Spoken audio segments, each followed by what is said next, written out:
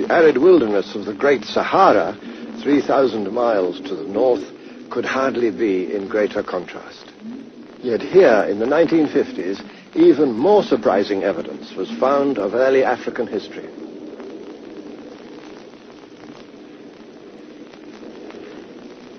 Today, the place belongs to the creatures of the desert, lizards, scorpions, and snakes that can survive the searing temperatures of this thirsty land, one of the driest and most desolate regions on Earth. Water is the rarest and most precious commodity. Yet even here it must once have flowed in abundance.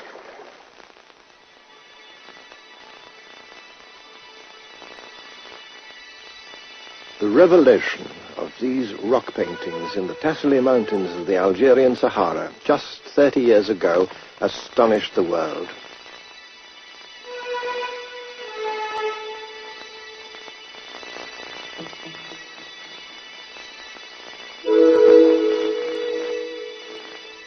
Whole communities of people who were obviously African in origin had created marvelous galleries of ancient art depicting most vividly the life of the Green Sahara as it must once have been.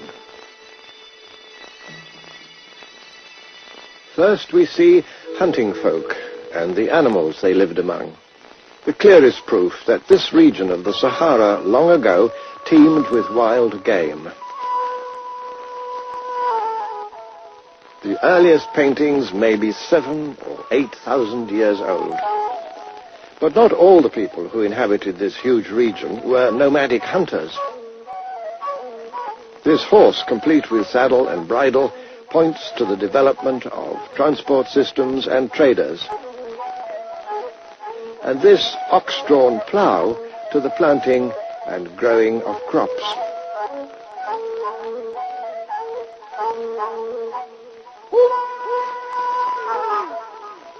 Whether for war or sport, elaborate chariots came into use, while the clothing of these people bears a striking resemblance to the tunics of ancient Egypt. The evidence of these paintings suggests a continuous community of peoples living right across the Sahara, from the Atlantic to the valley of the Nile.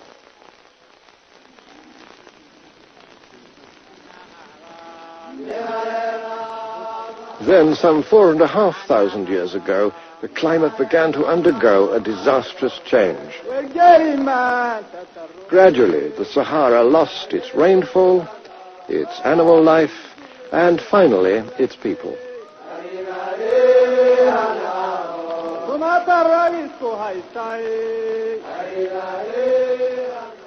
Abandoning their increasingly arid pastures, more and more people from the Sahara had to join their forerunners and follow the trails in search of a secure supply of water.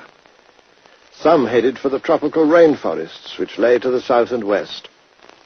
Others moved east towards the valley of the River Nile. Fed by Africa's greatest lake, the Nile runs north for over 4,000 miles before reaching its outflow in the Mediterranean Sea. It's the longest river on Earth, and no river anywhere pushes on so relentlessly through mile after mile of vast and rainless desert regions, while tumbling down from the mountain plateau of Ethiopia.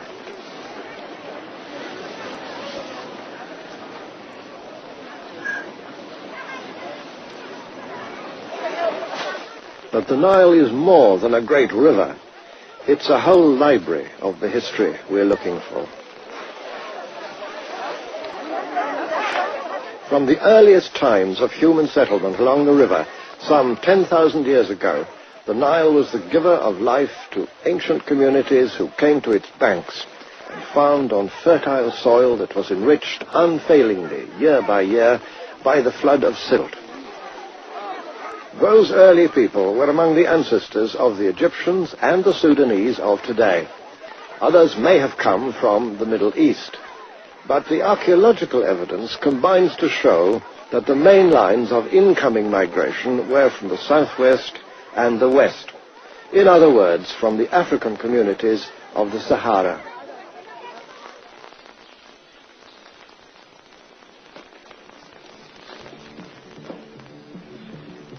5,000 years ago, this homeland had already become the scene of a civilization in many ways unmatched anywhere else in the ancient world. This is where we have to begin, in the Egypt of the pharaohs, in the African land that was the gift of the god of the Nile. It's easy enough to believe, within these corridors built to a gigantic scale and yet wonderfully proportioned, that you've entered a world sprung complete from the lap of the gods. Egypt of the pharaohs was the greatest and the oldest and the most inventive of all the high civilizations of antiquity. And it flourished for 3,000 years. It set a pattern, an example for peoples near and far. But where were its roots, its origins, its starting point? Most of us have believed or have been taught that the glories of the pharaohs could never have been created by African people or African ideas because, it's been said, Africans could never have built a high civilization. Here reigned for dynasty after dynasty the kings who wore the double crown, the combined crown of Upper Egypt and of the Delta. But what had they to do with Africa? How could this grand hierarchy of gods and spirits have anything in common with the superstitious mumblings of the black peoples of inner Africa?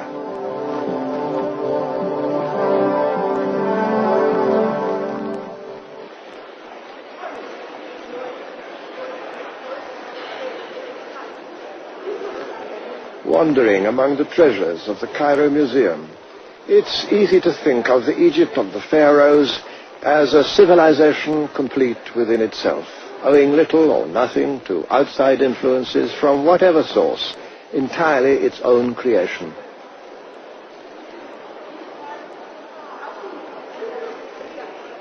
And I imagine that most visitors conclude, as they listen to their guides, that a statue such as this, of the young king Tutankhamun, may have turned very black in the course of centuries, but could not have been a black man in the first place. It's a view which is now increasingly under challenge, not least from African historians and archaeologists. One of the more outspoken of these is Professor Cheikh Anta Diop of Senegal, who has made a special study of the origins of the people of ancient Egypt. Contemporains des Égyptiens et même des philosophes du XIXe siècle.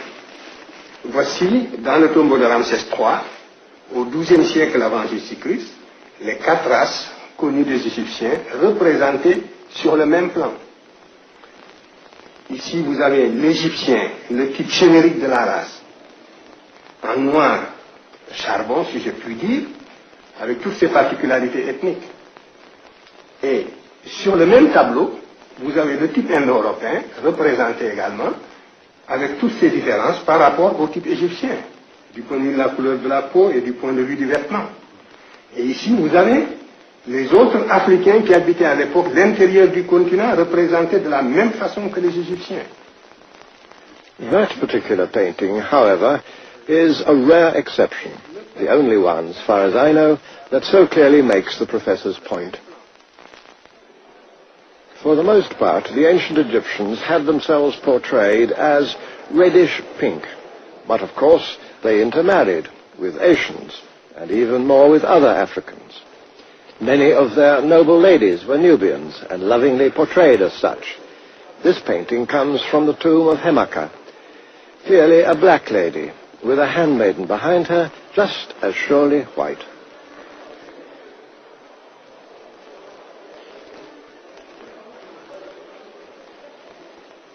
It followed that the royal children were often black as well, as was King Senusret, seen here wearing the white crown of Upper Egypt. Or this pharaoh, of unknown name, but obviously of high prestige in his time, and just as clearly African.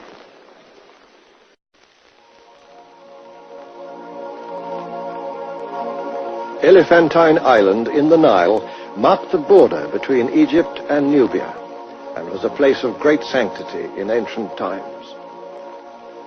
Among the travelers who came here were the earliest European historians, the Greeks, men like Herodotus, brought up as he was in the classical tradition which regarded the various races of the known world as different but equal.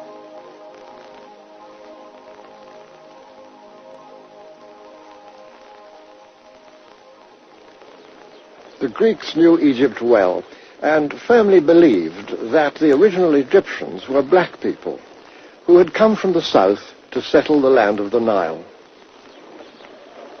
But Herodotus himself got no further than this. He was prevented by the first cataract from traveling further south. And so he never saw the huge temple which Ramesses II chose to build here at Abu Simbel, further south into inner Africa than any other great monument built by the pharaohs to celebrate their power. A few years ago, with immense ingenuity, the entire structure was lifted to a new site, above the artificial lake which has drowned all the sites of the most ancient kingdoms that flourished here in Nubia, even before the first of the pharaohs. But why should he have built this great temple so far to the south? Perhaps because his queen, Nefertari, was herself a Nubian. And also because these were the people of the south, whom he wanted to impress with evidence of the prisoners he'd taken in faraway Syria and Asia Minor.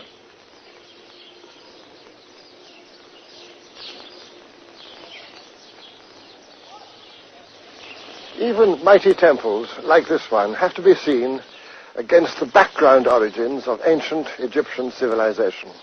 And those origins, in the light of modern science, were above all African.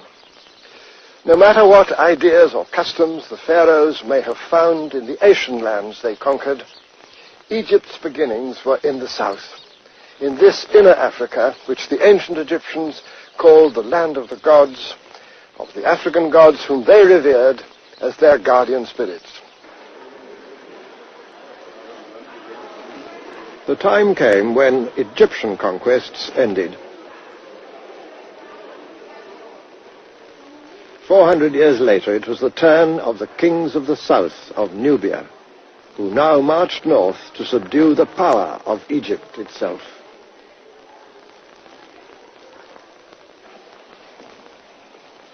And here is the most famous of those mighty kings of the south, recognized by the peoples of that time, the 7th century BC, as among the masters of the world. This one, as it happens, received a favorable mention in the Bible, in the book of Kings, as the emperor of Kush and of all Egypt, whose name was Taharka. By 650 BC, the Nubian kings who had subdued Egypt were ready to withdraw to the south, to Napata, and then to a new capital in their kingdom of Kush, at Meroe.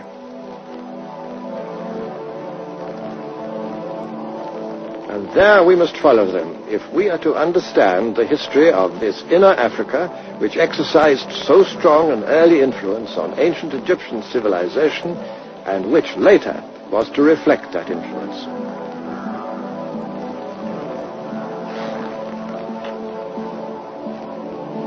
The city of Meroe was situated 1,000 miles south of the old Egyptian frontier, far into inner Africa.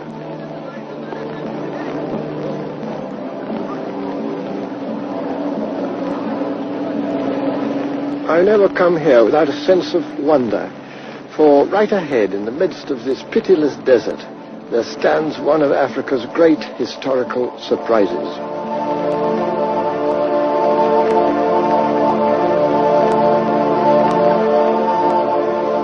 The remnants of a lost civilization, standing across the skyline, as though shipwrecked on the sands of time.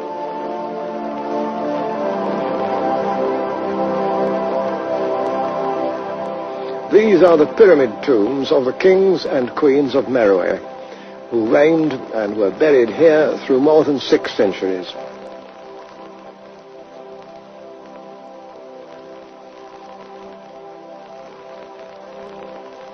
Long ruined by tomb robbers and by time, the pyramids are being restored and even reconstructed.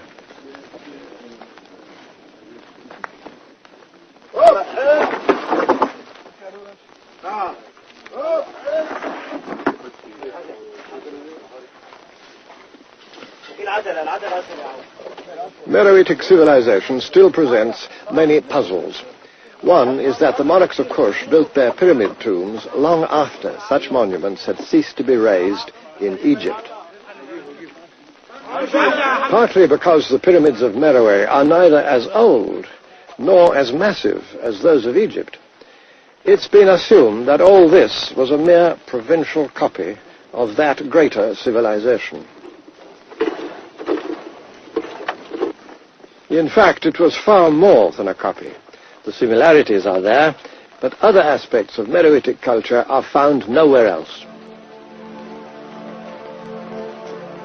Another intriguing question is the relationship between the ancient people of Meroe, kings, queens, and citizens, and the modern Nubians who live in this region today.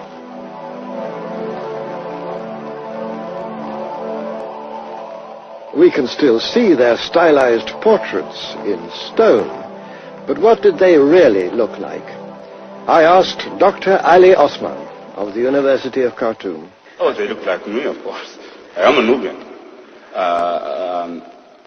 Very much the Nubians of today are the Nubians of yesterday. We got to understand that rather carefully, because the Nubian culture actually have not yet been very much explored. The Nubians from within. I, the Nubian, what I do and how I behave, wouldn't have changed that much from what the medieval Nubians have done. But the influence that were coming on us as Nubians, starting as early as, you could say, the Egyptian, and coming down to the Muslim and Arab influence, have been changing. That does not mean that the Nubians have changed. But this identity has had to survive many foreign incursions and even conquests. At one time, Meroe fell before the invading armies of Aksum, another ancient kingdom high in the mountains of what is now Ethiopia.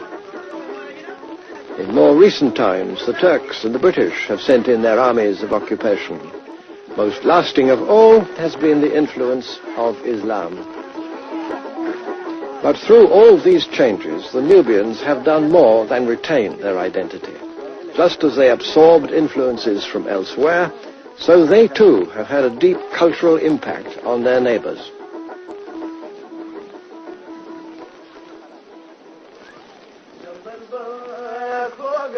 They build now as they've always built, in all probability just as the people of Meroe built, with an old effort-saving rhythm, constructing mud walls to defy the scorching heat of the Nubian summer.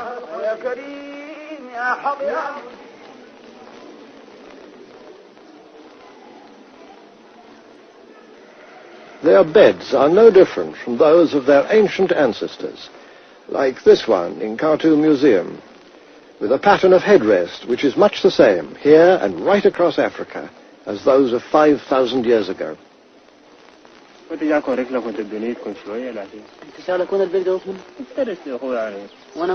the traditional clan marks cut into this Nubian's face can be seen, exactly reproduced on a stone relief which decorates one of the pyramids just a couple of miles away.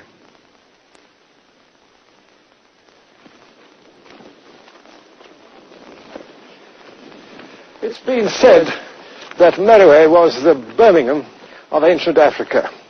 And that wasn't altogether a flight of fancy, for the people of Meroe had a very extensive iron-making industry. Just consider this enormous pile of industrial waste, of slag. It proves that among the major activities of the people of this flourishing city was to smelt iron. And here is a bit of the residue. A few yards away stood the great temple of Ammon, Meroitic, although dedicated to a very Egyptian god. And somewhere in the sand, if I can find it, there's another remarkable fragment of inner African originality.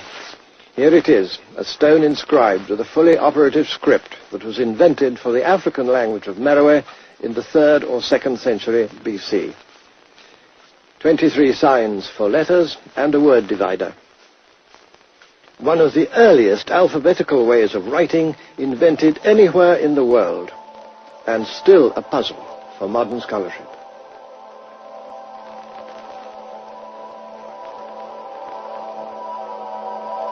In wealthy houses surrounding the temple were found some of the comforts and enjoyments of Meroitic life.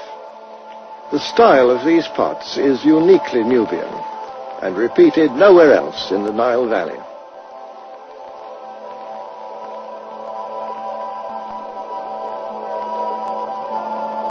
Half a day's journey from Meroe by modern transport, a little further into the sand and rock of the Butana Desert, there stands another complex of stone buildings, this time dedicated to the gods of Kush and not to the gods of Egypt. Nowadays this place is called Musawarat.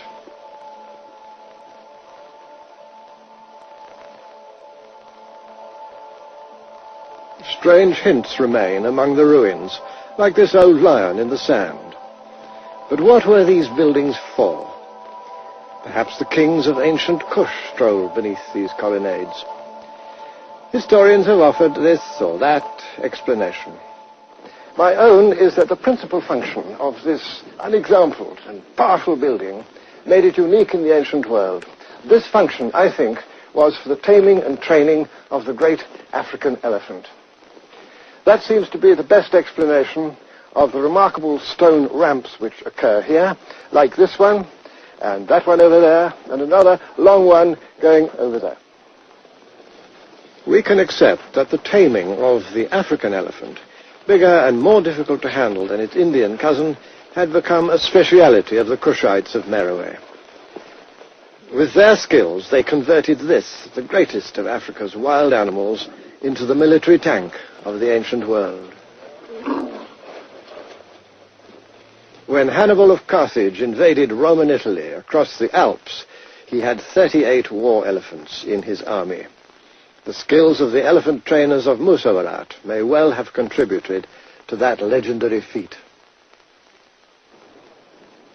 These temple walls provide a surprising reminder of much greener times with abundant pastures for domestic grazing.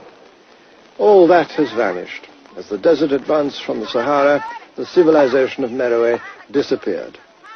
Today, away from the banks of the Nile, only nomads can survive. This well has never been known to run dry. The scene is exactly as it was when I first came here, some 30 years ago, and I doubt if it's changed very much in 1,000 years.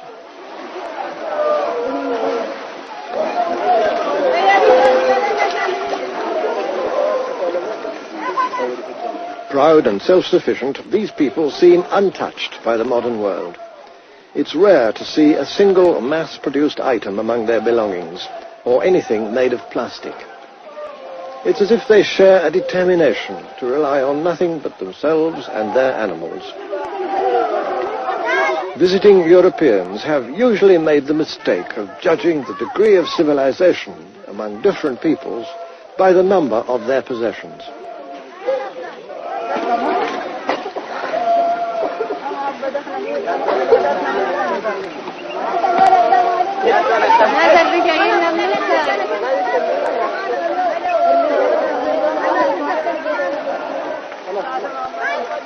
The ancient traditions of these nomads reach back to the very beginnings of history.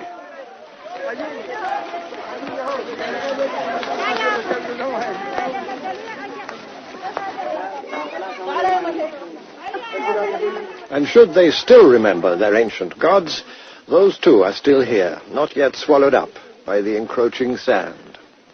Here at Naga, there's an even more remarkable mixture of local and imported influences. King Natakamani triumphs over his prisoners in a very Egyptian style. The python, on the other hand, was an inner African religious symbol, regarded in many lands down to this day as a figure of spiritual power. And this representation of the lion god looks quite Indian, with his 3 heads and 4 arms. But he too is uniquely Meroitic. The kingdom of Kush collapsed in the 4th century AD. But evidence has recently come to light that some of its people migrated across the plains of Kordofan towards the Nuba Hills.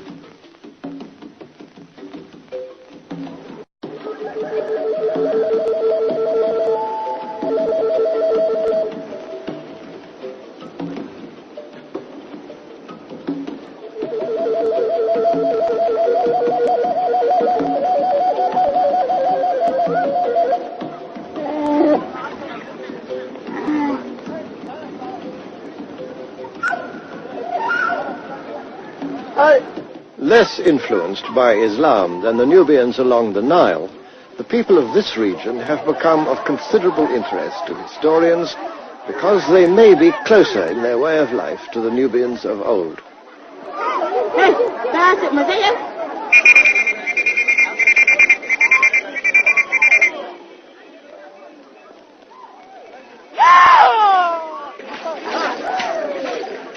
As it happened, we chanced on a special day among these Nuba people, a bit like a cup final. This is Africa as it can still be found, away from tourists, motor cars and big cities, celebrating in its own fashion.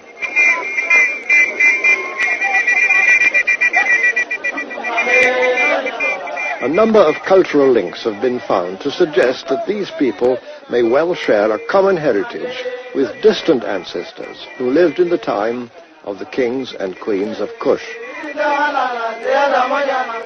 Village teams, each wearing its own distinctive color, have gathered from a wide area to take part in one of the oldest of all sporting events, but also a passion among the Nuba, wrestling.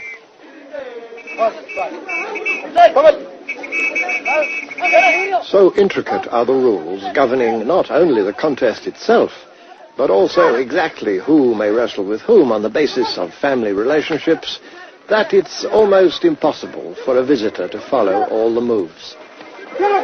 But for the historian, there's another close relationship between the Nuba wrestling of today and that of ancient times. Dating from around 2500 BC, these vivid paintings have been copied from an Egyptian tomb at Beni Hassan.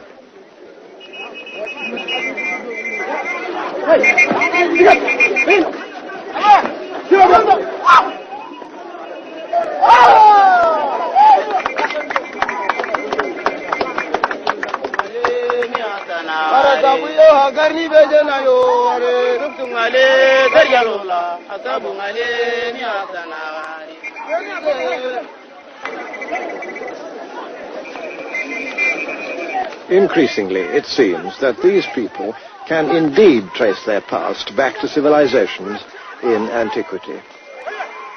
And their ancient sport provides one more small piece of evidence of a continuous social tradition that's lasted for centuries.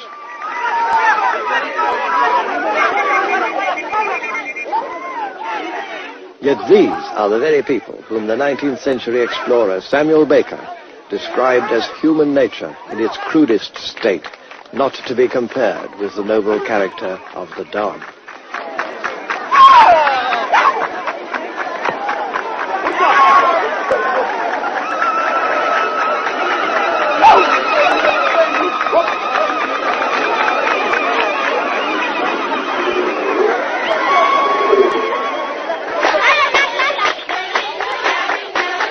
After the contest comes the celebration.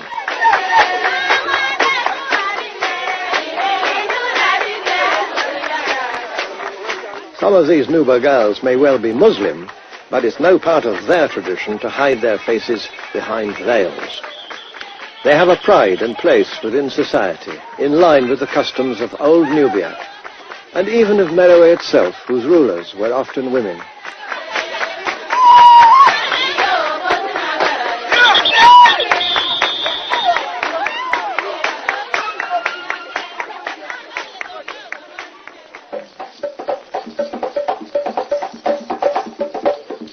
In another part of the Nuba Hills, just a few miles to the southeast, the teachings of Islam have made no headway at all. The people of these villages have quite consciously chosen to reject either Western or Islamic dress. Free spirits under an African sky, young girls dance as much for their own pleasure as for the spectators, breathing life into these astonishingly similar images of Nubian dancing girls, performing for the pharaohs 5,000 years ago.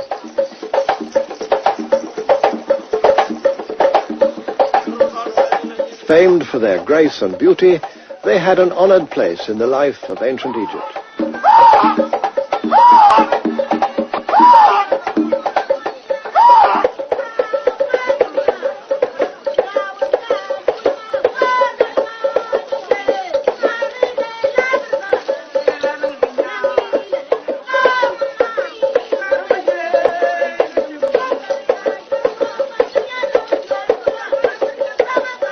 That the one should still be regarded as primitive and the other as part of the world's cultural heritage reflects on the ignorance and prejudice of the modern world. And not at all on them.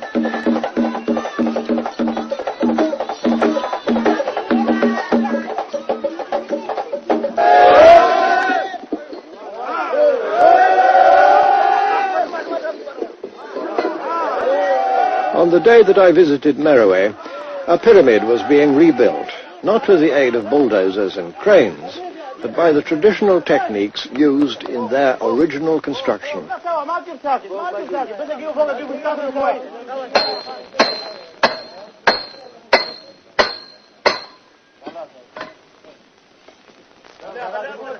As each great shaft of masonry was hauled up the ramp and pushed into place, for me, the continuity of African history was brought directly alive. The Egypt of the pharaohs did not spring whole and complete from its own local genius. It owed much to inner Africa.